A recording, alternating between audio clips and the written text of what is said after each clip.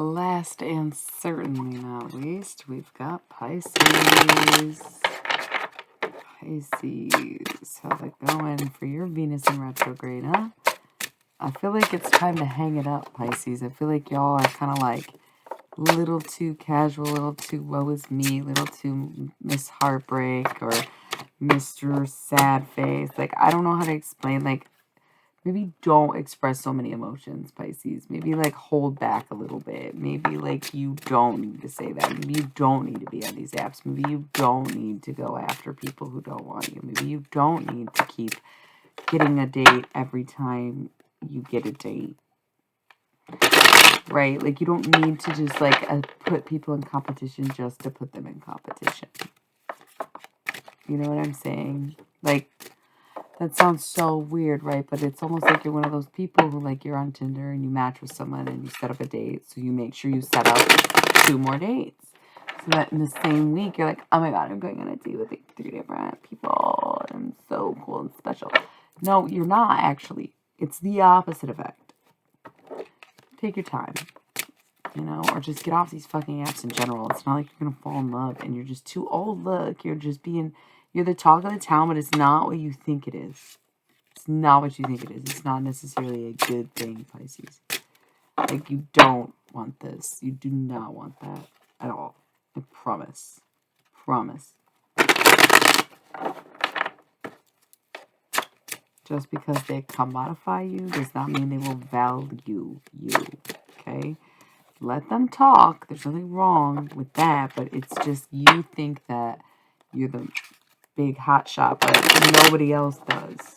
You need to, like, realize that, you know? So, Eight of Wands in reverse is like, don't say anything. Just don't say it for once. Say, fine, I believe you. Okay, don't fight for the connection. Don't fight for the relationship. Don't fight for the love. If there's no love there, you can't fight for it, right? And the second you realize the love's not there, you can go get something, like, worth more. Ace of Pentacles, a real offer comes to you because you stop taking the bullshit or whatever. You just stop spreading yourself so thin. I think that's what it really is, where it's like, oh, look, I'm so wanted. And it's like, yeah, but what is anybody getting? Not a good version of you, not a good quality of you, because you just shared yourself. And I'm not talking in a physical way or slut shaming. Don't get it twisted. I'm saying by agreeing to go on so many dates, or agreeing to see so many people, or hang out with so many people, or be on so many apps, you're spreading yourself thin mentally, emotionally. Your availability gets lower and lower, but it is a sabotage choice. It is kind of a clever avoidant tactic that one could use if they didn't want to get too serious or settle down. But at this point in time, you never know when World War III is going to break out. And I just feel like we need to take things a little more seriously, don't we, Pisces?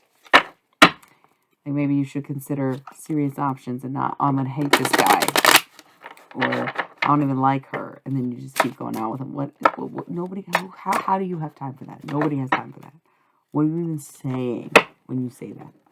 That's what we're talking about, spreading yourself thin. Again, you can, like, sleep with whoever you want, be physical with whoever you want. As long as you like them and you're happy, then it's fine. Otherwise, then, yeah, maybe they want to help you, right? So, again, just delete the apps, go to a bookstore or something, Pisces. Strength. It's Leo season. Go shoot your shot in real life, okay? Who cares if you get rejected? Who cares? Who cares, Pisces?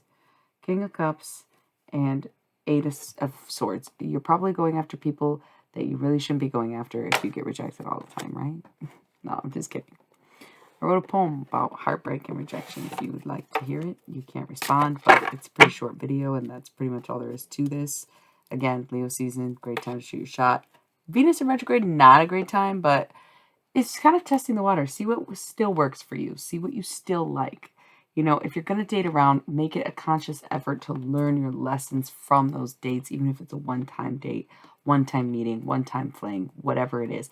Make sure you're noting what you're learning, what it reminds you of, what you're missing, what you like about it, what you don't like about it, because then you're having an effective dating experience. If you just go about dating people and you're like, meh, meh, meh, okay, well, you're not getting any constructive feedback.